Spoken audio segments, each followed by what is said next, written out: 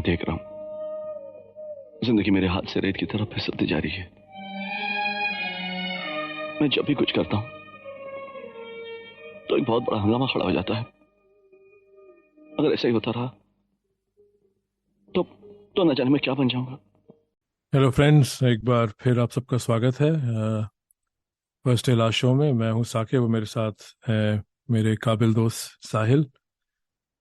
और आज हम एक बहुत ही अजीम फिल्म की बात करेंगे जो हम दोनों के फैन ग्राफ में एक फेवरेट फिल्म है। ये 1993 की फिल्म है प्रियदर्शन की गर्दिश, जिसमें अमरीश पुरी और जैकी श्रॉफ हैं। साहिल, क्या हाल है? और बताओ सबको कि ये फिल्म चुनने के पीछे क्या हमारी भावनाएं हैं, क्या हमारा रीज़न है। क्योंकि 30 साल हो गए इस फिल्म को आए हुए, पता नहीं कितने लोगों को गर्दिश नई जनरेशन में कितनों ने देखी होगी और कितनों को याद है, क्योंकि 30 साल एक बहुत लंबा टाइम होता है। हाँ, मैं बिल्कुल बढ़िया हूँ साकिब भाई। आप कैसे हैं? बस वही है, वर्ल्ड कप ने नींद खराब की हुई है और एक डेढ़ घंटा सुबह थोड़ा जल्दी उठ रहा हूँ और टीवी बैकग्राउंड में चलता रहता है। बट आई एम श्योर तुम्हारे लिए तो और मुश्किल है कि तुम ऑस्ट्रेलिया में हो, तो तुम काफ़ी हाँ, मैच, तो तुम क्रिकेट के बिल्कुल। बहुत बड़े फैन हो। मैं तो फिर भी पार्ट टाइम फैन हूँ। तो आई एम श्योर नींद तो सभी को इस वक्त, हाँ, नींद इज अ नींद का प्रिविलेज इस थोड़ा वक्त, त्याग स्लीप करना इज अ पड़ रहा प्रिविलेज इस वक्त। है। हाँ, नींद का मुझे त्याग करना पड़ रहा है अभी थोड़ा बहुत। हम्म, पर ठीक है। हाँ, पर फिल्म जो हमने चुनी है इस एपिसोड के लिए वो है गर्दिश। गर्दिश चुनने का सबसे बड़ा रीजन है कि उसमें जो पिता और बेटे का रिलेशनशिप है वो मेरे हिसाब से बहुत ही यूनिक, और उसके पहले मैंने किसी फिल्म में, मुझे याद नहीं है जिसमें मैंने इस तरह के जो उनका रिश्ता दिखाया गया है। स्पेशली मुझे एक फिल्म याद है, मासूम, जिसमें नसरुद्दीन शाह और जुगल हंसराज का एक इक्वेशन है, जो कि अगेन काफी मूविंग स्टोरी है। बट उसके अलावा जो एक 20-25 साल का लड़का होगा, उसका अपने पिता के साथ क्या रिलेशन होगा, वैसा मैंने शायद हिंदी फिल्मों में कम ही देखा है। और गर्दिश उस मायने में मुझे लगता है कि काफी अव्वल दर्जे की फिल्म है। तो ये एक बहुत बड़ा कारण था। और दूसरा कारण है मुकेश ऋषि का बिल्ला जलानी वाला कैरेक्टर। वो मुझे आज भी बहुत ज्यादा डराता है। मैंने दोबारा देखी गर्दिश और मुझे उतनी ही उतना ही उस कैरेक्टर ने खौफ पैदा किया जितना जब मैंने 93 में देखी थी गर्दिश। तो मेरी तो म- मेरे तो ये दो रीजंस थे। मैं आपसे पूछना चाहूंगा कि आपने जब 93 में गर्दिश देखी थी, तो उस समय का आप अगर कुछ बताएं कि कैसा माहौल था, और उस समय के जो स्टार्स थे या एक्टर्स थे, और उस समय जो फिल्में भी आ रही थी, उसके हिसाब से मुझे लगता है कि थोड़ी सी अलग फिल्म थी, हटके फिल्म थी। पहली एक बात जस्ट क्लैरिफाई कर दे कि ये एक रीमेक फिल्म है मलयालम फिल्म की किरीडम। पर हिंदी ऑडियंस के लिए मुझे लगता है कि एक थोड़ा सा नॉवेल कॉन्सेप्ट था ये, जो गर्दिश में एक्सप्लोर किया प्रियदर्शन ने। तो आप बताइए साकिब भाई कि आपने जब 93 में देखी थी, तो आपका क्या अनुभव रहा था इसको देखने का?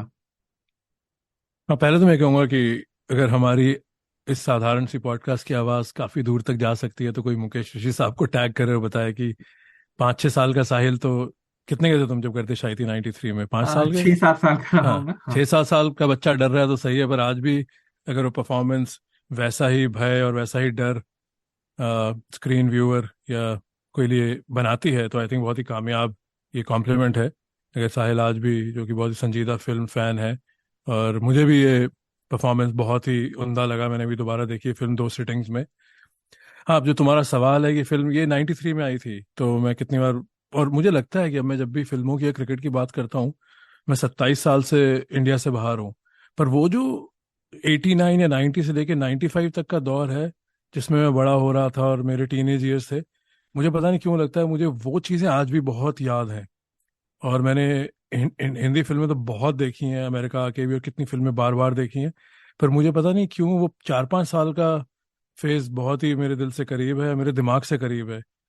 पता नहीं ये डिमेंशिया के अर्ली साइंस हैं क्या है कि मुझे वो 4-5 साल ज़्यादा याद हैं कि 2010 में क्या हुआ था फिल्मों के माध्यम से। तो हाँ, मेरे लिए ये ट्रेजेक्टरी मुश्किल है, और मैं अपने हिसाब से ही कहूंगा, जो मैं हमेशा पॉडकास्ट में बरकरार किया है कि भाई उस वक्त 14 15 16 साल का था, तो मुझे नहीं इल्म था कि बाकी जगह क्या चल रहा है। आपकी दुनिया वही होती है जहाँ आप उठ बैठ रहे हैं, स्कूल वगैरह। रिपीट है बात, बट ऑल्सो सच है कि उस वक्त इतनी मालूमात नहीं होती आपको। तो उस वक्त दो और एक्टर थे जिन्होंने 93 में एक तरह से डोमिनेट किया था। शाहरुख खान की बाजीगर गर्दिश के 2 महीने बाद आई थी, और संजय दत्त की खलनायक गर्दिश से शायद 1 या 1.5 महीना पहले आई थी। तो हम लोग खासकर मैं, मेरे कुछ दोस्त और मेरे फादर, हम लोग फिल्म फेयर अवार्ड्स वगैरह की बात करते थे। तो उस टाइम जब ये फिल्म आई थी साहिल, तो मैंने और मेरे मरहूम फादर ने, हमें तो कहा था कि भाई सारी फिल्में देखने के बाद कि Jackie Shroff in Gardish is better than Sanjay Dutt in Khalnayak and Shahrukh Khan in Baazigar. May be not Shahrukh Khan in Darr, पर उस टाइम एक ये भी था कि शाहरुख खान इन डर विलन है। तो ऐसा प्रभाव छोड़ा था इस फिल्म ने। और तुमने बिल्कुल सही कहा कि यह है तो एक बाप बेटे की दास्तान, पर इसमें बिल्ला जिलानी का जो किरदार है, मुकेश ऋषि की डेब्यू थी, उन्होंने निभाया है। ये बहुत ही एक बहुत ही पावरफुल ट्रायंगल था उस टाइम फिल्म में देखा हुआ, कि मैं इसको अर्थ सत्य या आर्ट हाउस सिनेमा से तो नहीं मिलाऊंगा, पर जो मेन स्ट्रीम की फिल्में थी जैसे खलनायक और बाजीगर, उनके मुकाबले जो गर्दिश का एंड था, जो, और अगेन हम इस फिल्म की स्टोरी की भी थोड़ी सी बात कर लेते हैं इसके बाद, क्योंकि कई लोगों ने शायद देखी ना, और सुनने वालों को मजबूर नहीं कर सकते कि भाई चलो भाई यूट्यूब पे जाओ और देखो। अगर आप देखते हैं तो बहुत अच्छी बात है।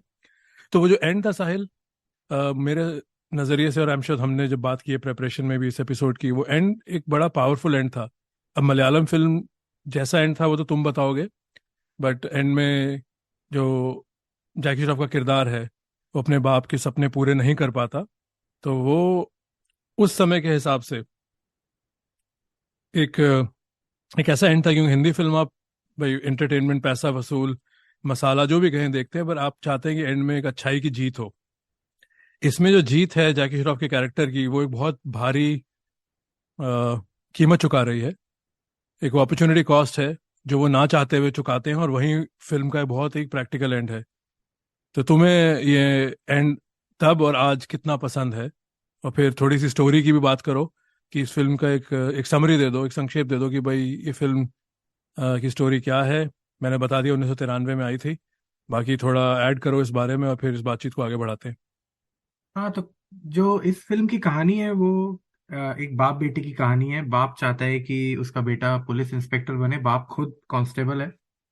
और इस फिल्म में एक मोड़ आता है जहां पर एक एक्सीडेंट होता है और एक इंसिडेंट होता है जिससे कि सारी सिचुएशन है वो बिल्कुल बदल जाती है, और बेटा जो कि जैकी श्रॉफ है, उनकी लाइफ बिल्कुल चेंज होने लगती है। तो जो मुझे लगता है कि एक बहुत ही अच्छी चीज है कि जो जैकी श्रॉफ का कैरेक्टर है वो बड़े ही अच्छे ढंग से लिखा गया है, कि उसका जो कैरेक्टराइजेशन है और जो जिस तरह की दुविधाएं वो झेल रहे हैं वो आप बिल्कुल देख सकते हैं। और जो पूरी फिल्म है उसके बाद जैसे ये इंसिडेंट होता है उसके बाद उसी वो असमंजस में रहते हैं, और एक हेल्पलेसनेस सी रहती है उनके दिमाग में, क्योंकि सोसाइटी उनको एज अ क्रिमिनल देखने लगती है उस इंसिडेंट के बाद। इवन दो वो एक ही was just trying to take a stand for his father उस इंसिडेंट के दौरान, पर including his father and everybody else, वो सबको लगने लगता है कि ये एक गुंडा है और ये थोड़ा सा एक दादा तरह का इंसान बन गया है। और बहुत सारे लोग उसका फायदा उठाने की कोशिश करते हैं, और उसी उसी मतलब मैं ये कहना चाहूंगी कि उनकी लाइफ बिल्कुल बदल जाती है, और यही पूरी फिल्म का जो एक कह सकते हैं कि सार है। और लास्ट की जो एंडिंग की आप बात कर रहे हैं, मुझे लगता है कि मैंने किरीडम बाद में देखी थी, और मैंने 1 2 साल पहले ही देखी किरीडम। तो उसमें जो एंडिंग है उस एक बस छोटा सा फर्क ये है कि जो अमरीश पुरी अ, आखिरी में जैकी श्रॉफ से कहते हैं कि मैं तुझे 1000 बार सैल्यूट करता हूँ जो तूने किया है, अगर तू इंस्पेक्टर नहीं भी बना, पर अगर तू बन जाता तो तू शायद ये नहीं कर पाता। पर किरीडम में मैंने देखा कि ये मोनोलॉग और ये जो डायलॉग है वो नहीं है फादर का, और वो मुझे थोड़ी सी एक कह लीजिए कि थोड़ा सा अच्छा लगा किरीडम में, क्योंकि वहां पे उन्होंने जो बेसिकली फिल्म का पॉइंट है कि वो क्रिमिनल बन जाते हैं even though he doesn't want to be, but circumstances ऐसे होते हैं और वो बिल्कुल उनके वश में नहीं होते हैं, वो लास्ट में क्रिमिनल बन जाता है। और बिल्कुल सेम एंडिंग है कि दोनों जो अगर आप देखें फिल्म में कि वहां पे उनका जो वांटेड का एक बोर्ड होता है पुलिस स्टेशन में, वहीं पे फिल्म खत्म होती है, दोनों फिल्में वहां पे मोहनलाल की पिक्चर लगाई जाती है और फिर लास्ट में अमरीश पुरी उसकी फोटो जैकी श्रॉफ की लगाते हैं। पर वहां पे मुझे लगा कि अमरीश पुरी का जो वो एक डायलॉग था वो थोड़ा सा अटपटा सा लगा किरीडम देखने के बाद। पर जब 93 में देखी तो मैं आज भी मानता हूँ कि आ, वो जो आखिरी के 30-40 मिनट है जो अब मुझे बिल्कुल मैंने दोबारा देखे, वो मैं समझता हूँ कि बहुत ही अच्छी तरीके से डायरेक्ट किए हैं प्रियदर्शन ने। और एक एक सीन उसमें जो है लास्ट के 40 मिनट का वो बिल्कुल मतलब आपको like keeps you on the edge of your seat कि क्या होने वाला है। और सबसे खास बात जो मुझे लगती है गर्दिश की वो ये है कि जो जैकी श्रॉफ की हेल्पलेसनेस की हमने बात करी कि वो क्रिमिनल नहीं बनना चाहते, वो पूरी फिल्म के दौरान आप समझ सकते हैं। क्योंकि बहुत सारी फिल्मों में ये होता है कि ये प्रिमाइस तो सेट कर दिया जाता है कि ये इसके साथ ये कॉन्फ्लिक्ट है, हर फिल्म में एक कॉन्फ्लिक्ट होता है। पर इस कॉन्फ्लिक्ट को मुझे लगता है कि गर्दिश में एज एन ऑडियंस मतलब आप उस बिल्कुल महसूस कर सकते हैं आप, मतलब उस कैरेक्टर के अंदर उसकी दुविधा आप समझ सकते हैं कि जब वो जैकी श्रॉफ बार बार कहते हैं कि मैं नहीं करना चाहता हूँ मैं, उनकी माँ एक जगह कहती है फरीदा जलाल कि तुमने अपने फ्यूचर के बारे में नहीं सोचा, तो कहते हैं, नहीं मैंने सोचा था। और तो वहां पे मुझे लगता है कि बहुत ही वो जो हेल्पलेसनेस है, और जैकी श्रॉफ का one of the may be कह लीजिए शायद बेस्ट परफॉर्मेंस भी हो सकता है मेरे हिसाब से अलॉन्ग विद परिंदा। तो हाँ, गर्दिश की जो कहानी है और जिस तरह से पेश की गई है वो बिल्कुल मैं समझता हूँ कि थोड़ी सी एकदम यूनिक है, एटलीस्ट अपने जमाने के लिए। नहीं, मैं इससे तो बिल्कुल ही सहमत हूँ, और आगे हम थोड़ी बहुत बात भी करेंगे कि आज ये फिल्म कैसी लगी। पर उससे पहले ऐसी फिल्म देखने के लिए मैं सुनने वालों से भी कहूंगा कि भाई हम दोनों जब आपका इतना टाइम मांग रहे हैं कि हमारी बातचीत सुने, तो हम फिल्म तो देख के आते हैं। पर मैंने ये भी रियलाइज़ किया, ये ऐसी फिल्म है कि 30 साल पुरानी है, पर ज़्यादा रिसर्च मुझे यह तो मैं कर नहीं पाया, मुझे दिखा नहीं, पर मैं विकी पेज पे देखा कि भाई इनके रिव्यूज़ में मुकुल केसवन साहब जो आज बहुत ही माने में सोशल कमेंटेटर हैं, उन्होंने इस फिल्म को पावरफुल एक्टिंग और इफेक्टिव फिल्म मेकिंग कहा है, जब वो इंडियन एक्सप्रेस के लिए लिख रहे थे। पर उसी दौरान अनुराग माथुर साहब जो संडे टेलीग्राफ के लिए लिख रहे थे, उन्होंने इस फिल्म को बिल्कुल ही डिसमिस कर दिया, कह के not even a film but a series of action sequences. तो यहाँ मैं और साहिल आई थिंक दोनों ही काफ़ी इस बात से इत्तेफाक नहीं रखेंगे, क्योंकि ये फिल्म आज भी काफ़ी अच्छी फिल्म है। जैसे हमने नमक हराम के बारे में कहा और साहिल ने घायल के बारे में कहा, वो तो है कि भाई आप किसी चीज़ को बाद में देखेंगे तो फैट तो कट होगा। तो इसमें मैं ये कहूँगा कि जो शुरू की थोड़ी बहुत कॉमेडी है और अन्नू कपूर राकेश बेदी वगैरह के सीन हैं, और गानों के मैं खिलाफ नहीं हूँ, पर आई थिंक गाने भी, एक गाना तो आई थिंक ऐसा है जो मैंने यूट्यूब वर्जन देखा है कि 2.5 मिनट के बाद 2 गाने आ गए।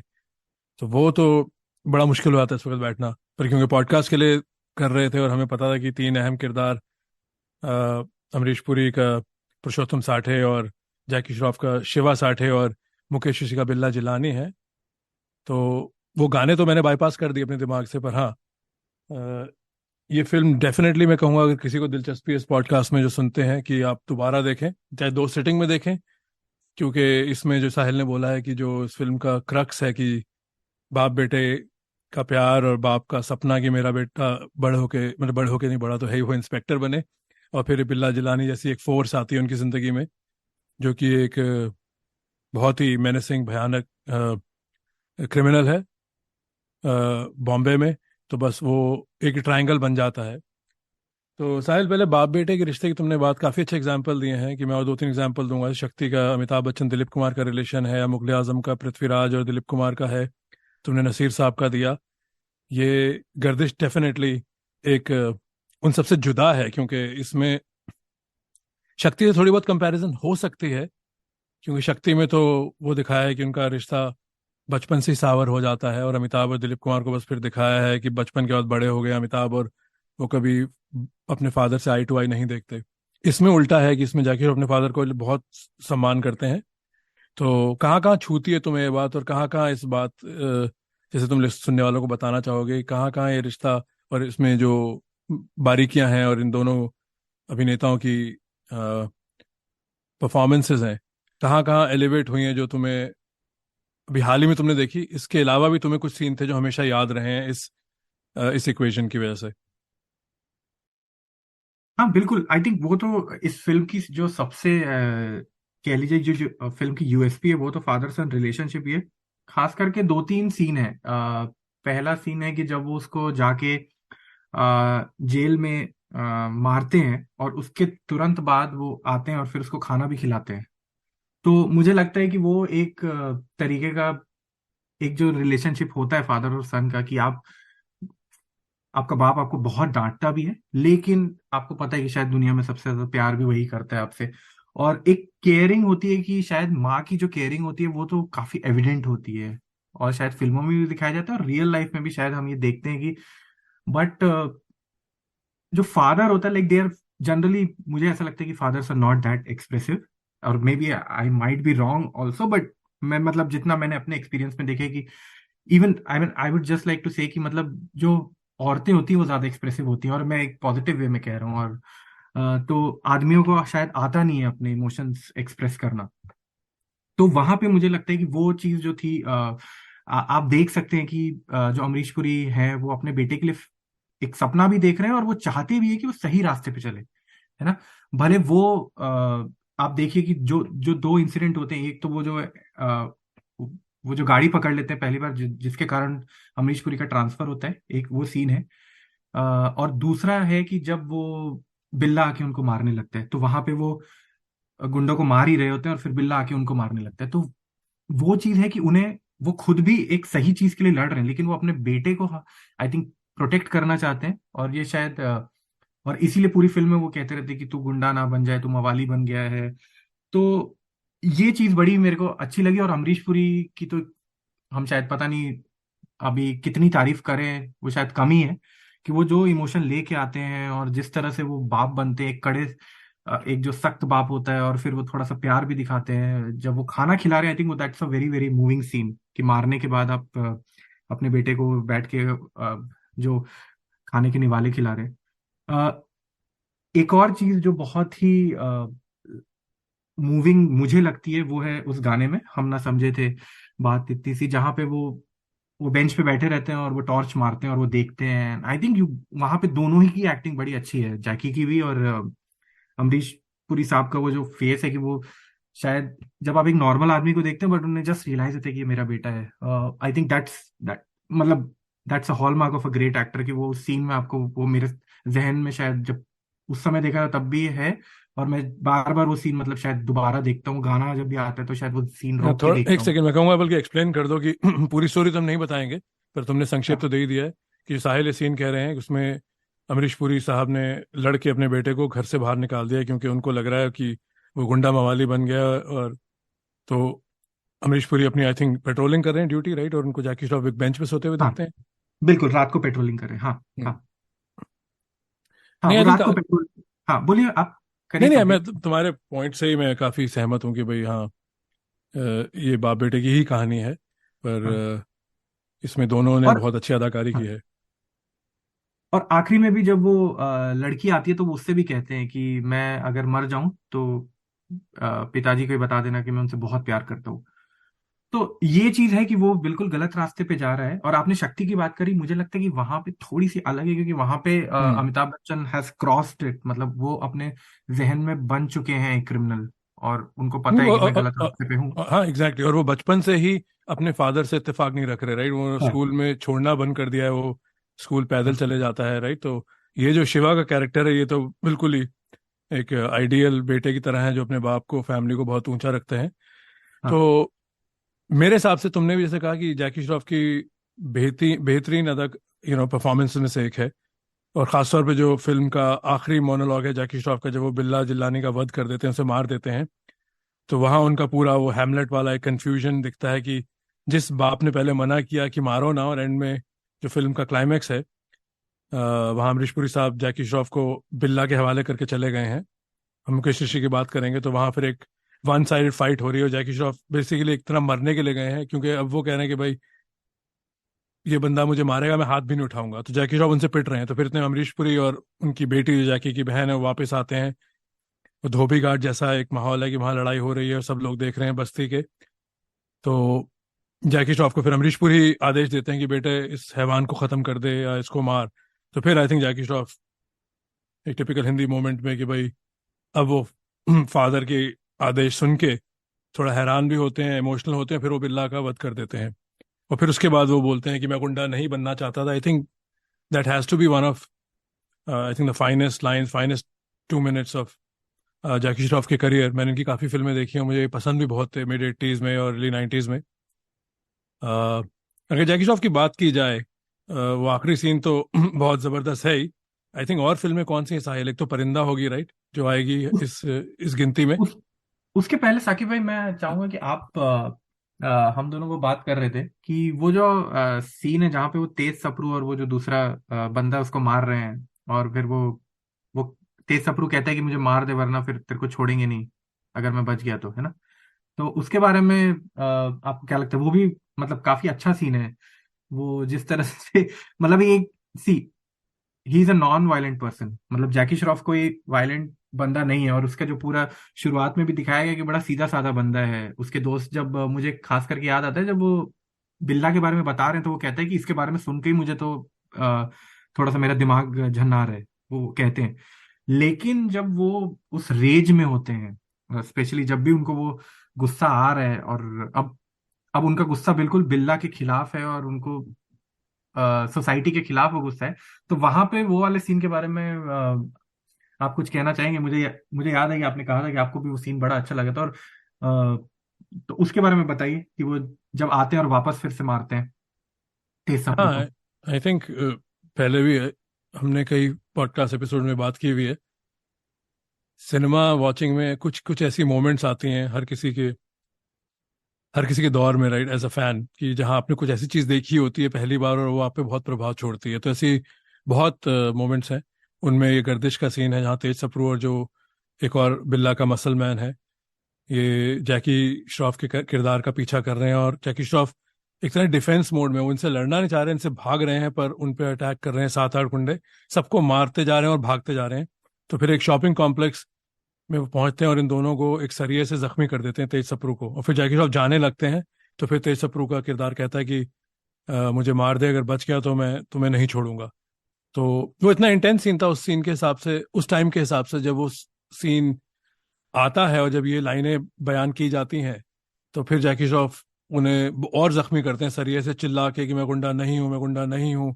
तो वो एक आई थिंक पूरी वो कश्मकश है वो जो पूरी उस स्क्रिप्ट की, वो वही है कि एक तो घर का प्रेशर है कि भाई वो ऑफिसर बनना चाहते हैं, उनके खिलाफ चार्जशीट नहीं बननी चाहिए। और एक दूसरा है कि भाई अब वो एक तरह से गुंडों की उसमें नजरिए में एक तरह से लिस्टेड है, वो टारगेट है कि उन्होंने बिल्ला को जख्मी करके हॉस्पिटल पहुंचा दिया है। तो वो एक तरह से सर्वाइवल है।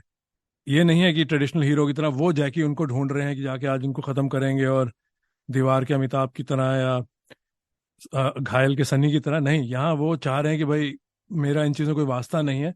वो एक एक्सीडेंटल पंगा है जो वो ले लेते हैं अपने फादर को प्रोटेक्ट करने के लिए। और बस वो दुश्मनी सी जब हो गई और वो उनका पीछा नहीं छोड़ रही। तो हाँ साहिल, ये सीन बहुत ही जबरदस्त सीन था उस टाइम के हिसाब से, और आज भी सीन उतना ही अच्छा लगा मुझे। तो हाँ, अच्छा है तुमने याद दिलाया, वरना ये बात हम भूल जाते। तो वो एक हाँ। हम्म। पिवटल पॉइंट है फिल्म का। बिल्कुल। हाँ, तो आप जैकी की जो बात आप कह रहे थे कि उसके बेस्ट परफॉर्मेंसेस, तो मुझे लगता है कि गर्दिश, परिंदा, और मैंने रिसेंटली काश देखी, मैंने पहले नहीं देख रखी थी, तो मुझे काश में ऐसे उतना मजा नहीं आया और परफॉर्मेंस भी मतलब उतना अच्छा नहीं लगा। लेकिन मैं कहूंगा कि गर्दिश, परिंदा और मिशन कश्मीर में मुझे वो काफी पसंद आए थे।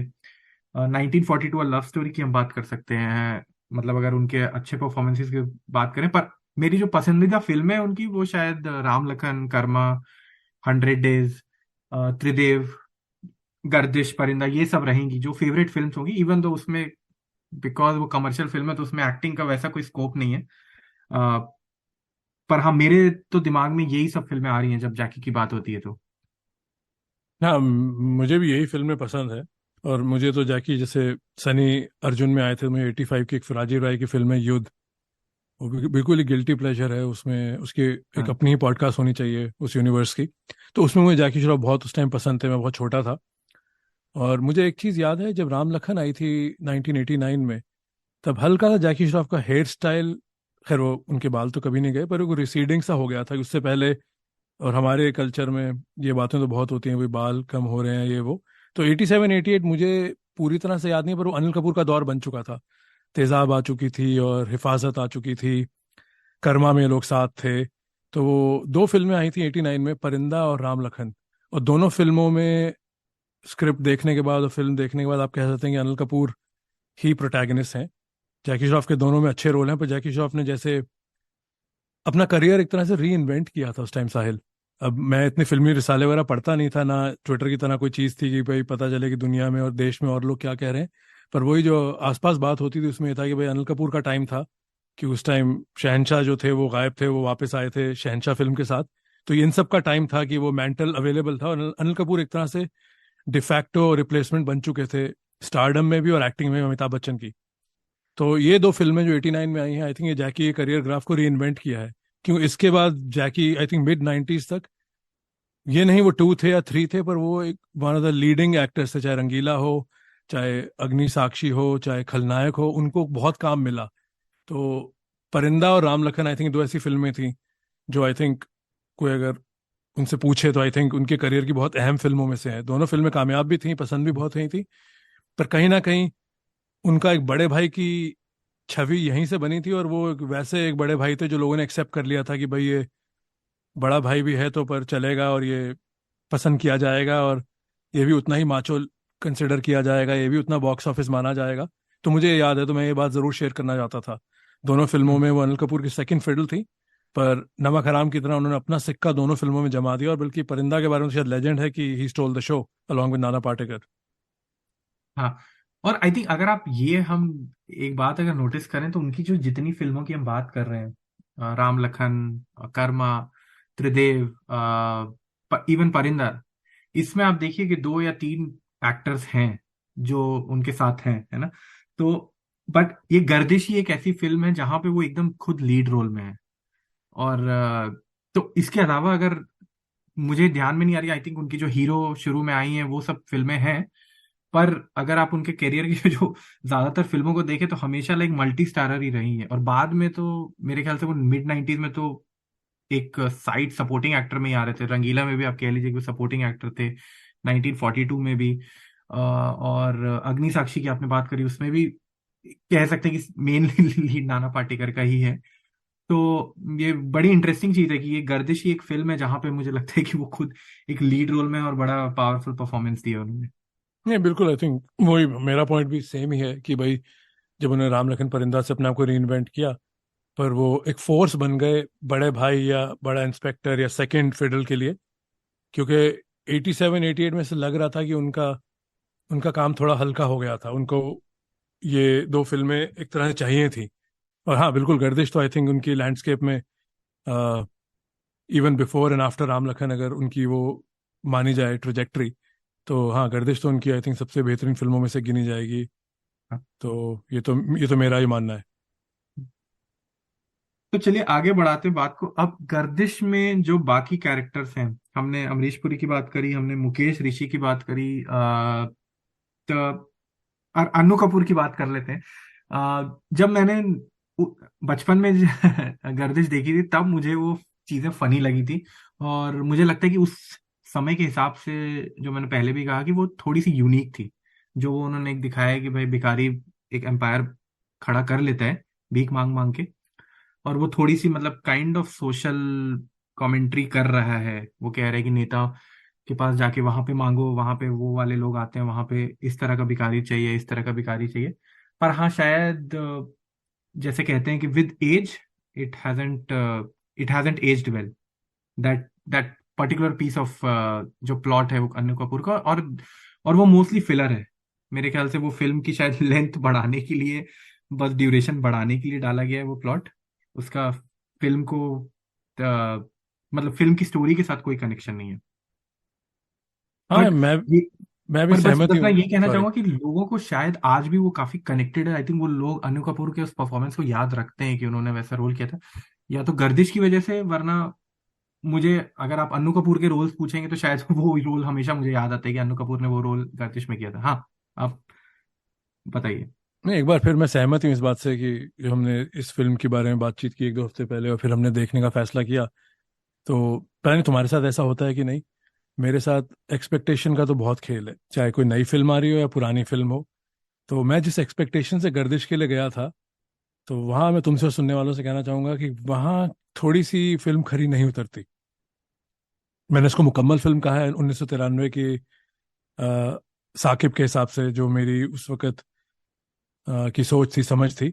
और जो सेकंड हाफ इस फिल्म का, जब बिल्ला जिलानी वापस आ जाते हैं अस्पताल से, और जो वो एक एक बैक एंड फोर्थ, एक इंटेंसिटी और एक्शन सीन्स और एंटिसिपेशन है कि शोडाउन की जैकी के शिवा और मुकेश ऋषि के बिल्ला में, वो तो आज भी टोटल पैसा वसूल पॉपकॉर्न और एक और प्रैक्टिकल एंडिंग है। मतलब वो मिश्रण है दो चीजों का। बट हाँ, ये अनु कपूर के जोक्स, इस पे मैं बहुत हंसा था उस टाइम। आज और जोक्स, आई थिंक सुनाना भी एक आर्ट है, और जोक्स को उसकी लाइफ लाइन रखना थोड़ा मुश्किल है, क्योंकि हम सब मैच्योर होते हैं। और हंसना एक ऐसा इमोशन है, वो बार बार सेम चीज पे आना बहुत मुश्किल है मेरे हिसाब से। तो जहां मैं एक्सपेक्टेशन की बात कर रहा हूं, तुम्हारे साथ ऐसा होता है कि एक्सपेक्टेशन एक पहले हम बना लें, तो फिर कोई भी चीज, चाहे वो दोबारा देखें पहली बार देखें, बहुत फर्क है उस, फिर हम एक प्रीकंसीव बायस के साथ जाते हैं। तो ये आई थिंक मैंने बहुत अपने तो देखा है कि एक बहुत एक तरह से एक माइंडसेट है ये। तो उस वे में मैं हिपोक्रेट नहीं बनूंगा। मुझे कंपेयर टू घायल या दीवार, या हमने और जो फिल्मों की बात की नमक हराम, उस नज़रिए से मुझे गर्दिश इतनी टाइमलेस नहीं लगी। क्योंकि जो गर्दिश, मुझे लगता है फिल्म इजीली 40 45 मिनट छोटी हो सकती थी। और तो बट हाँ, जो फिल्म का जो क्रक्स है, जो बाप बेटे का रिश्ता है और बिल्ला को उसमें आप डाल के एक ट्रायंगल बना देते हैं, वो आज भी उतना ही इंजॉयबल है। पर मैं इसको शायद महान फिल्म ना गिनूं आज, अच्छी फिल्म मानूंगा। नहीं, मैं भी आपसे काफी हद तक सहमत हूँ, पर मेरा नजरिया थोड़ा सा बस जो डिफरेंट है उस पे ये है कि मुझे जो गर्दिश गर्दिश की सीन्स याद थे, या जो मूवमेंट्स याद थे, मुझे लगता है वो सारे अभी भी जब मैंने दोबारा देखी तो वो खरे उतरे। मुझे कहीं पे भी, जो जैसे कि मैंने कहा कि मुकेश ऋषि मुझे हमेशा से, और मैं ये भी कह दूंगा कि मैंने केबल पे काफी बार देख रखी है, कि ऐसा नहीं था कि वो आपने उस समय हॉल में देखी और उसके बाद दोबारा आप आज देख रहे हैं। पर केबल में देखने के बाद भी मुझे जो कुछ कुछ सीन्स याद थे, मुकेश ऋषि के, अमरीश पुरी और जैकी श्रॉफ के, और डिम्पल कपाड़िया की भी हम बात करेंगे। तो जो जो जो सीन्स मुझे याद थे, वो शायद आज भी मुझे लगे कि वो टाइमलेस लगे, और वो मुझे लगा कि उन्होंने आज भी उतना ही इम्पैक्ट छोड़ा। पर हाँ, बिकॉज वो फिल्म 93 में जब देखी थी तो वो 2.5 घंटे की फिल्म आप शायद गानों के साथ, और जब देखी तो अब आप उसको जब दोबारा देख रहे हैं तो आपको लगता है कि यार बहुत सारे, मतलब आपको लूप होल्स दिखते हैं। और खास करके सुरेश ओबराय का जो कैरेक्टर है, वो मुझे लगता है कि थोड़ा बहुत ही ऊपर नीचे कैरेक्टर लिखा गया है वो। मतलब जस्ट बिकॉज आपने वो मलयालम फिल्म से कॉपी किया है तो उसको उसके साथ जस्टिस नहीं किया है। अ, तो मेरे लिए तो, मैं भी आपकी बात से मतलब वहां पे तो सहमत हूँ कि ये उस श्रेणी की फिल्म नहीं है, मतलब it's far from a perfect film. पर फिर भी मतलब जो, अगर आप देखें जो क्रक्स है फिल्म का, और मैं ये भी कहूंगा कि कुछ फिल्में होती हैं जो, जिनकी शुरुआत बड़ी अच्छी होती है, जो प्रिमाइस सेट कर देती हैं और आपको लगता है कि ओके, अब वो आपका एंटिसिपेशन बढ़ता जाता है, पर वो फिर like it's like a dam squib at the end. पर गर्दिश के साथ मुझे लगता है कि वो जो एक प्रिमाइस सेट होता है शुरू में कि बाप और बेटे का, और कि उसको करना है, वो जो क्लाइमेक्स में आके जो वो आप कहते हैं कि वो जो आधार पूरा सिद्ध होता है, वो मुझे लगता है कि गर्दिश बिल्कुल उस चीज में बिल्कुल कामयाब हो जाती है।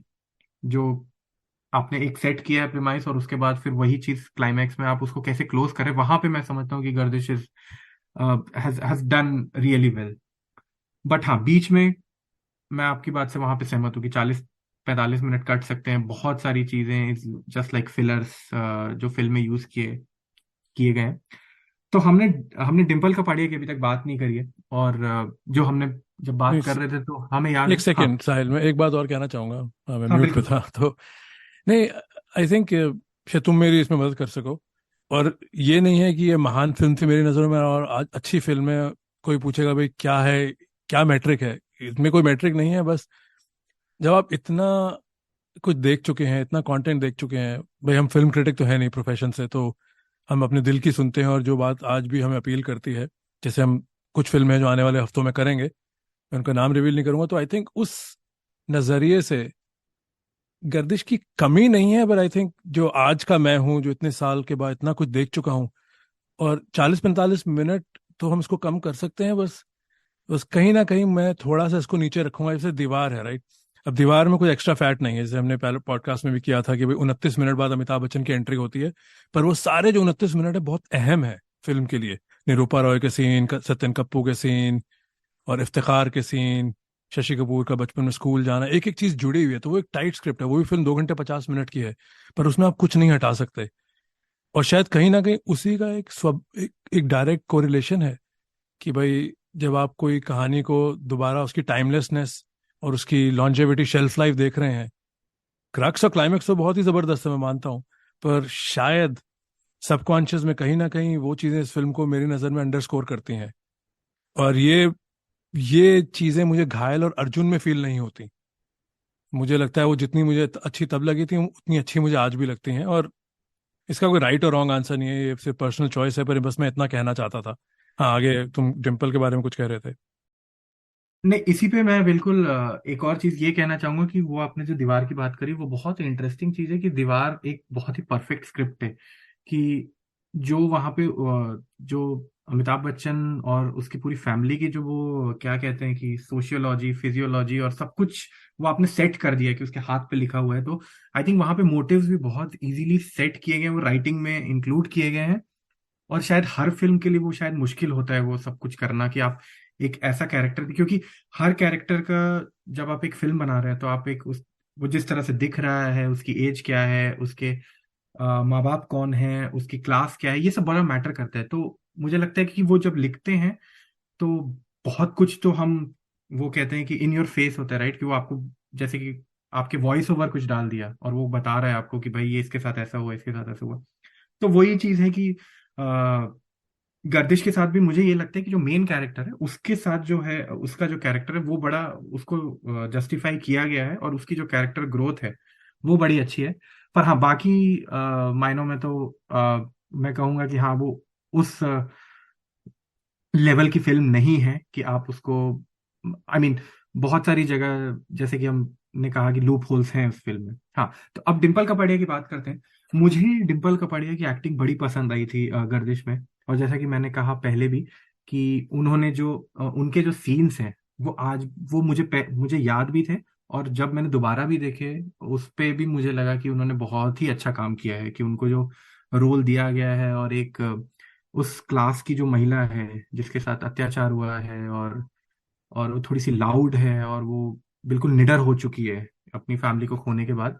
तो वो जो उनका परफॉर्मेंस है लास्ट में भी जब उनको may be this is like a plot reveal कि बिल्ला जलानी उनको जला देते हैं, तो उसके पहले की भी जो उनकी एक्टिंग है वो मुझे लगता है बिल्कुल टू द पॉइंट है। और मैं जानता हूँ कि आपके पास भी बहुत कुछ है डिम्पल कपाड़िया के कैरेक्टर के बारे में कहने के लिए। तो मैं चाहूंगा कि आप शुरुआत उस सीन से करें जब वो उसको कहती हैं कि ये प्यार नहीं है, ये एक श्रद्धा है।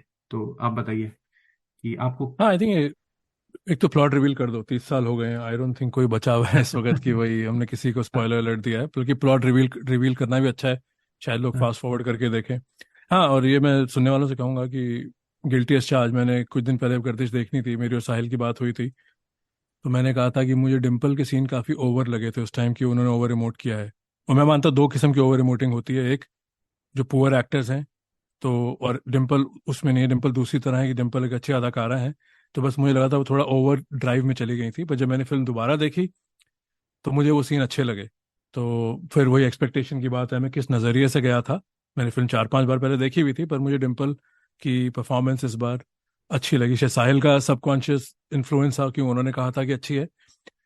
तो हाँ, अब हम कहानी की अगर बात करें तो डिम्पल का भी एक बहुत अहम किरदार है कि उस बस्ती में जहाँ या बस्ती है या जो भी वो एक छोटा सा मोहल्ला है जहाँ बिल्ला के आतंक से सब लोग डरे हुए हैं, वहाँ डिम्पल के हस्बैंड राज बब्बर का बिल्ला ने खुलेआम खून किया होता है। और डिम्पल और उनके बेटे का भी बहुत ही बेरहमी से। और डिम्पल वहाँ पे एक तरह से एक जैसे कहते हैं एक लाइव वायर है, एक सोल है उस बस्ती की, जो बिल्ला से आज भी आंखों में आंखें डाल के देख के बोल सकती हैं और डरती नहीं है। तो जब वो जैकी श्रॉफ को देखती हैं अपने फादर के लिए लड़ने के लिए, बिल्ला ऐसे राक्षस के अगेंस्ट वो कूद पड़ते हैं अपने फादर को बचाने के लिए और बिल्ला को जख्मी कर देते हैं। तो उनकी नज़रों में जैकी श्रॉफ की इज्जत बहुत बढ़ जाती है। तो वो जो साहिल जिस सीन के बारे में कह रहे हैं वो काफ़ी अच्छा सीन है। और कहीं ना कहीं हमें ये भी बताया जाता है कि डिम्पल शायद पहले तो कहीं बाहर बैठ के फल वल बेच रही हैं, क्या कर रही हैं, फिर हमें पता चलता है वो बाजारू या बेसिकली उनको समाज ने वैश्या बना दिया है। तो फिर जैकी श्रॉफ को जब उनके फादर घर से निकाल देते हैं तो और बाहर बारिश हो रही होती है और डिम्पल के घर ना जानते हुए कि डिम्पल का बैकग्राउंड क्या है, वो वहाँ रुकते हैं। तो फिर बाकी जगह भी अमरीश पुरी साहब और सुरेश ओबरॉय जैकी श्रॉफ को डांटते हैं कि अब तुम गुंडागर्दी के साथ तुम एक एक वेश्या के साथ भी रह रहे हो। जैकी श्रॉफ को पता नहीं होता, तो वहां फिर वो डिम्पल को बोलने आते हैं मेरा पीछा छोड़ दो, मैं वैसे ही फंसता जा रहा हूँ इस दलदल में, मुझे तुम्हारी सपोर्ट नहीं चाहिए, तुम मेरी जमानत लेने क्यों आई थी। वो डिम्पल कहती है मैं तुम्हें प्यार करती हूँ पर इस प्यार में श्रद्धा है, वैसा प्यार नहीं है। तो आई थिंक हाँ, यहाँ भी बहुत कुछ बात की जा सकती है इस चीज़ पे कि जैसे हम सोसाइटी में कहते हैं कि जहाँ एक गुंडे से सबकी आत्मा डरी हुई है, कोई bully आता है, कोई पहल नहीं करना आता, सब अपने बारे में सोचते हैं और हर किसी में हिम्मत भी नहीं होती किसी और के लिए खड़े हो जाने की, सब अपना सर्वाइवल सोचते हैं।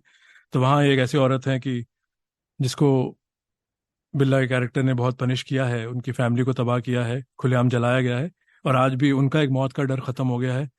और वो फिल्मों में कई बार होता है कि भाई कमल कीचड़ में खिल रहा है, चाहे समाज के हिसाब से वो ऐसा काम कर रहे हैं जिसकी इतनी इज्जत नहीं है, पर आज भी उनका अंदर का इंसान मरा नहीं है। और फिर जो जैकी श्रॉफ को एक श्रद्धा की निगाहों से देखती है, उनको एक तरह से उनको उनको पूज रही हैं उनकी बहादुरी के लिए कि एक मरी हुई बस्ती में एक इंसान जिंदा है। तो आई थिंक वहाँ प्रियदर्शन ने और जो स्क्रिप्ट ने काफी कुछ कहा है। फिल्म बहुत ही मेल डोमिनेटेड फिल्म है, तीनों किरदार जो हमने पहले बात की है वो मेल्स हैं, पर डिम्पल का जो कैमियो है, शायद उनको 25-20 मिनट का स्क्रीन टाइम मिला है, गाना मिला है, वो क्यों मिला है पता नहीं, गाना हम क्यों देते हैं, हम अच्छे खासे कैरेक्टर को खत्म कर देते हैं। बट हाँ, डिम्पल ने 2-3 शॉट हैं इसमें जो जैकी श्रॉफ के साथ हैं और खासतौर पे मुकेश ऋषि के साथ, जहाँ बहुत अच्छा काम किया है। और मैं अपना प्री कंसीव नोशन वापस लेता हूँ जो 4 दिन पहले था कि उनका काम अच्छा नहीं है और उन्होंने ओवर इमोट किया। आई थिंक उन्होंने ओवर इमोट नहीं किया, उन्होंने बहुत ही बेहतरीन काम किया है। और ये जो आपने राइटिंग की बात करी, हमने मुकेश ऋषि की बात कर दी, पर मुकेश ऋषि का भी जो एक जो खौफ पैदा किया गया है, एक तो वो है कि वो जब राज बब्बर और उसके बेटे को जला रहे हैं तो एक वो खौफ है, पर एक जब वो जैकी श्रॉफ की बहन को लेके जाते हैं, तो वो जब कहते हैं कि तुमने इसे बचपन में बिना कपड़ों के देखा होगा, पर अब जब ये बड़ी होगी तो अभी कभी नहीं देखा। मुझे लगता है कि वो जो एक डायलॉग है राइट, वो बहुत कुछ कहा जाता है उस कैरेक्टर के बारे में, उस विलन के बारे में, कि वो जो डर है पैदा कि ही is a very evil person, मतलब वो बहुत ही इविल पर्सन है, लेकिन वहां पे बिना कुछ आपने वो दिखाए हुए वो आपने वो दिखा दिया कि उसकी मानसिकता क्या है। तो ये मैं मानता हूँ कि ये भी एक राइटिंग को क्रेडिट है कि वो जो जिस तरह से मुकेश ऋषि की हम तारीफ कर रहे थे, एक तो उनका जो कद काठी है वही मतलब बिल्कुल डराने वाला है, जो उनको दाढ़ी दी गई है और वो आते हैं, वो खौफ पैदा करता है। पर ये जो डायलॉग भी उनको दिए गए वो भी मैं समझता हूँ कि उस चीज को एनहांस करते हैं, उनकी जो उनको देख के जो आपको डर लगता है। आप आपको भी ये चीज महसूस होती है? बिल्कुल, अगर कभी हम एक विलन्स के ऊपर करें बात, जो आज 5 मिनट तो हम देंगे मुकेश ऋषि को, बिल्कुल महसूस होती है। अगेन 1993 में ऐसा विलन मैंने अपनी हिंदी फिल्म वॉचिंग में नहीं देखा था। ज्यादातर ऐसे लोग मसल होते थे, चाहे बॉब क्रिस्टो हो या प्रवीण कुमार हो, देव कुमार हो, गुरबच्चन हो, मानिक ईरानी हो, ये सारे लोग जो मास्टरमाइंड्स होते थे, अमरीश पुरी, अमजद खान, डैनी वगैरह वगैरह। डैनी फिर भी एक स्पेसिमेन है कि उनके अंदर खुद एक फिटनेस का लेवल है, कि वो फिट थे बहुत, पर ज्यादातर ऐसे लोग राइट हैंड मैन या मसल होते थे विलन्स की। तो ये एक बहुत ही जबरदस्त किरदार प्रियदर्शन और जिन लोगों ने भी लिखने में इनकी सहायता की है, क्योंकि यहाँ एक डिपार्चर था। अभी मुकेश ऋषि के डेब्यू के साथ उनको एक ऐसा रोल दे दिया और उसमें लाइनें ऐसी हैं, फिर उनका कैरेक्टर डिफाइन किया गया है, और उनका फिल्म में जैसे साहिल ने कहा, उनकी एंट्री और एग्जिट बहुत जल्दी जल्दी होती है।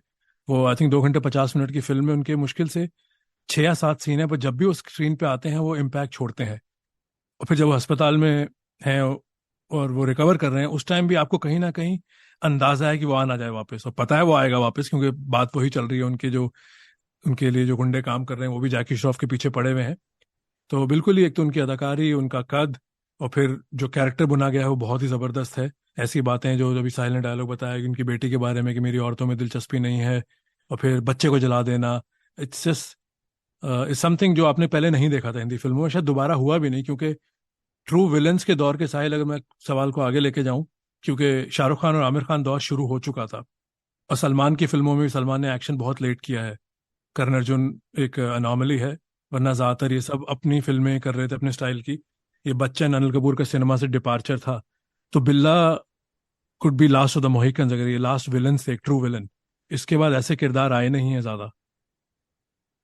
हाँ, बहुत बहुत कम है, मैं बिल्कुल एग्री करता हूँ। आई थिंक घातक में जैसे कात्या का कैरेक्टर हो गया, तो वो एक याद आ रहा है जो 96 में है। उसके बाद भी हुए हैं मतलब विलन, मतलब वो फिल्मों के हिसाब से जैसे चाइना गेट में है और बाकी, बट मैं कहूंगा कि अपने आप में बहुत ही यूनिक विलन है। एक और चीज जो आप कह रहे थे कि उनका रोल काफी कम है, अगर स्क्रीन टाइम देखा जाए तो मुकेश ऋषि का स्क्रीन टाइम बहुत कम है। और शुरुआत में वो एक बार आते हैं, सुरेश ओबेरॉय को मारते हैं, उसके बाद जैकी श्रॉफ उनको मार देते हैं और फिर वो हॉस्पिटल में रहते हैं। और पूरी फिल्म के दौरान, इवन दो उसमें जो हमने कहा कि भाई बहुत कमियां हैं, लेकिन आपको एक एंटिसिपेशन रहता है कि ये वापस आएगा, ये मरा नहीं है अभी। और वही मैं फिर से दोहराऊंगा अपनी बात कि जब वो आते हैं तो वो बिल्कुल आपको हिट करता है। वो ये नहीं होता है कि अरे आप वेट कर रहे थे और फिर ये क्या निकला, खुदा पहाड़ निकला चूहा, वैसा वैसी स्थिति नहीं होती है। तो उनका जो बिल्ला जिलानी का जो पूरा लास्ट में दिखाया है खौफ, वो मैं समझता हूँ कि वो भी एक राइटिंग की तारीफ है, काबिलियत है, कि उन्होंने वो एंटिसिपेशन बना के रखा है और उस विलन को बिल्कुल भी मतलब टोन डाउन नहीं किया है, या कहीं भी आप विलन से ये नहीं लगता कि अरे यार ये कैसा विलन है। भाई जैसे हमने पहले भी शायद बात की थी अंग्रेजी फिल्मों की भी, आई थिंक घायल वगैरह में बात की थी, जब कातिया की बात हो रही थी। तो बॉन्ड फिल्मों में या जो भी मिशन इम्पॉसिबल, जो भी और एक्शन फिल्में हैं, आर्नल्ड वगैरह की, वहाँ विलन बहुत एक अहम किरदार है, राइट? क्योंकि वो लड़ाई है एक, वो इररेजिस्टिबल फोर्स और क्या अनस्टॉपेबल ऑब्जेक्ट, अगर सही है सेइंग, तो उनकी लड़ाई है। तो उसमें जितना ही हीरो आपको कामयाब होगा, या हीरो को भी आप उतना ही एलिवेट करेंगे जितना विलन पावरफुल, शक्तिशाली या मास्टरमाइंड है। तो बिल्ला उस वे में आई थिंक बहुत ही डिपार्चर है पुराने विलन से, क्योंकि ये बिल्कुल मसल लेके आए थे। और आई थिंक मैं रिपीट ही करूंगा अपने आप को ज्यादा तारीफ करके। हाँ, इस बातचीत हाँ, को खत्म करते हैं एक अगर। एक चीज सॉरी। और मैं कहूंगा, मुकेश ऋषि की बात चल रही है, उसके बाद बात को आगे बढ़ाते हैं कि मुकेश ऋषि कहीं ना कहीं आपको ऐसा लगता है कि कहीं इस रोल के बाद टाइप कास्ट हो गए थे, क्योंकि मुझे जो 90s का दौर याद है, मुझे ऐसा लगता है कि वो इस रोल के बाद, ये शायद हमारी फिल्मों की एक आई थिंक बीमारी है कि हम एक बंदे को जब पकड़ लेते तो फिर उसको पूरा वो गन्ने के रस की तरह उसका निचोड़ निकाल लेते। तो मुझे याद है कि जब सरफरोश में मैंने इनको देखा था, और मुझे याद है कि सरफरोश को बनने में काफी टाइम लगा था, तो शायद इनको ये रोल पहले मिला होगा सरफरोश वाला। पर मेरे दिमाग में ये चलता रहता था कि मैं हमेशा यही सोच रहा था कि शायद ये विलन ही होंगे, क्योंकि मेरे दिमाग में बिल्ला का इतना खौफ था। और और मैंने शायद एक दो फिल्में जुड़वा में भी थे ये, हाँ। तो एक तरह से टाइप कास्ट तो हो चुके थे, पर ये था कि मुझे लगता है कि कभी कभी आप एक ऐसा रोल कर देते कि जो कि बहुत ही अच्छा रोल है, लेकिन आप टाइप कास्ट हो जाते हैं और फिर आपको शायद एक्सप्लोर करने की, या फिर आपको कोई भी जो राइटर होता है या फिर जो डायरेक्टर होंगे, वो आपको फिर दूसरे रोल देते नहीं है। और मैं बस एक बात बिल्कुल। ये कहूंगा कि मैंने इनको रन में देखा था कि ये भाई बने थे उसके अभिषेक बच्चन के। उसके अलावा मैंने इनको केवल सरफरोश में देखा है, वरना ये इन्होंने पॉजिटिव रोल ज्यादा किए नहीं है। और खास करके इन्होंने वही रोल्स किए हैं जिसमें बिल्कुल एकदम ये पावरफुल इविल विलन बनते हैं। तो आपको लगता है कि मुकेश ऋषि को शायद टाइपकास्ट कर दिया, इवन दो उन्होंने बहुत अच्छा किरदार निभाया। यार वो तो हम लोग करते हैं ना, हमने पहले भी बात की थी।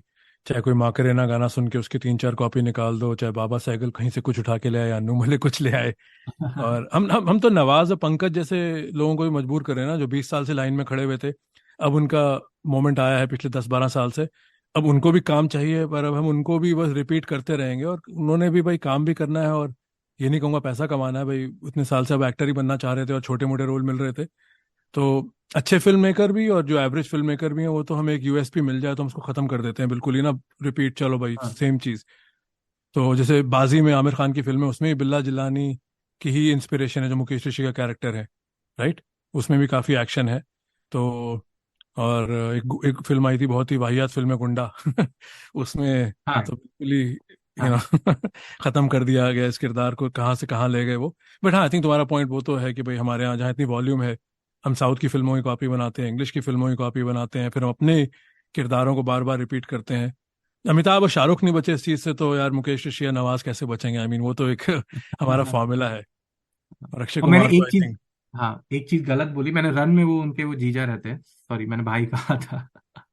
हाँ कोई बहुत ही भयंकर मुकेश ऋषि फैन होगा जो आके तुम्हें इस पे करेक्ट करेगा, और करेगा तो उसको तुम्हें कुछ गिफ्ट भेजना चाहिए ऑनलाइन। पर हाँ, अगर हम कभी ऑल टाइम विलन्स की बात करेंगे तो सिर्फ प्रेजेंस के हिसाब से, जो एक प्रेजेंस होती है आपकी, हाँ जो गब्बर सिंह के बाद मुझे आई थिंक ये बिल्ला जिलानी का कैरेक्टर ही याद आता है। बाकी अमजद खान इन मुकद्दर का सिकंदर एक प्रेजेंस है, पर मैंने वो फिल्म कभी सिनेमा पे नहीं देखी। तो और I am sure Amrish Puri के दो तीन किरदार हैं जो बहुत बेहतरीन है।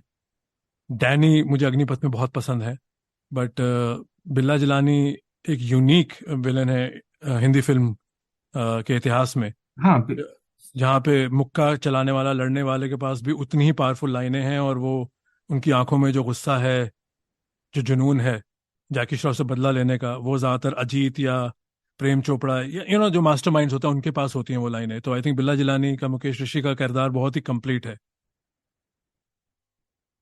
हाँ, मतलब अमरीश पुरी ने 80s और 90s में काफी वैसे विलेन वाले रोल भी किए हैं, पर हाँ अपने आप में तो यूनिक रोल है मैं समझता हूँ। जैसे कि लोटिया पठान मुझे याद आ रहा है उनका जो वो था तेजाब में, और मोगैम्बो, कह लीजिए कि मोगैम्बो भी एक आई थिंक लैंडमार्क विलेन है हिंदी। तुम्हें जागीरा बट पसंद है, मुझे पसंद नहीं है, उसकी बात करो।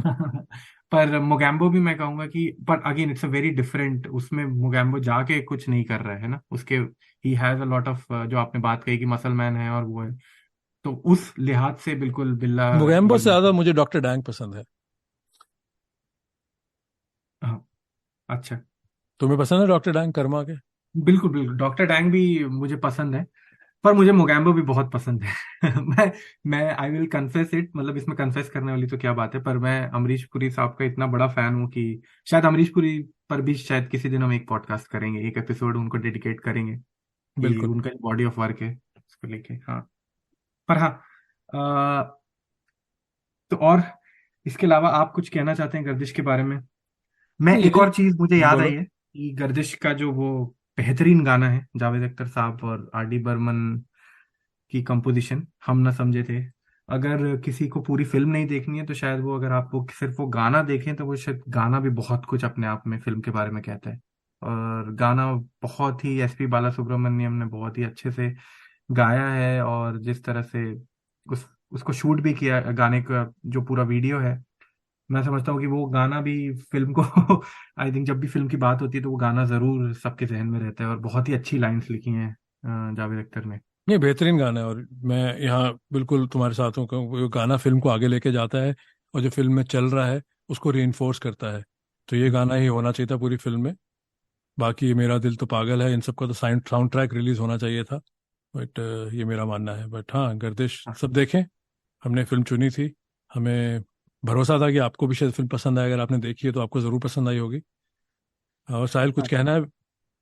मैं बस यही कहूंगा कि बिल्कुल जाके एक बार आपको गर्दिश जरूर देखनी चाहिए, और गर्दिश के साथ साथ अगर आप हो सके तो किरीडम भी देखें, क्योंकि ओरिजिनल वहीं से गर्दिश इंस्पायर्ड है, और इंस्पायर्ड क्या, वो तो प्रॉपर रीमेक है। तो दोनों फिल्में देखें।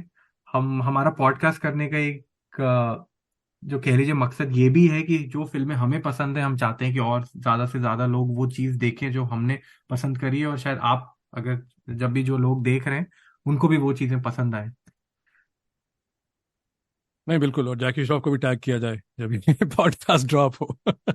हाँ बिल्कुल, जैकी श्रॉफ, और आई थिंक अगर जैकी श्रॉफ अपने बीड़ू स्टाइल में कुछ कह दे तो फिर और मुकेश ऋषि, आई थिंक मुकेश ऋषि तक भी ये बात पहुंचनी चाहिए कि मुझे लगता है कि ऐसे कलाकारों को अ, उतना रिकग्निशन नहीं मिलता है, इवन दो मैं समझता हूँ कि कोई वो रिकग्निशन चाह नहीं रहे, लेकिन फिर भी उन तक ये बात पहुंचनी चाहिए कि ये जो रोल है उनका बिल्कुल यादगार है।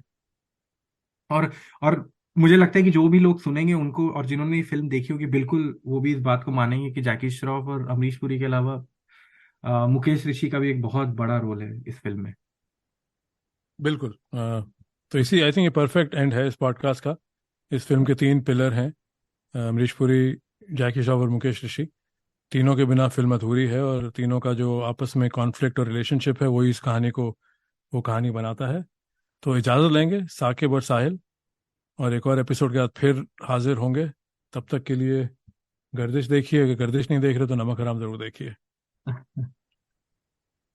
Thank you.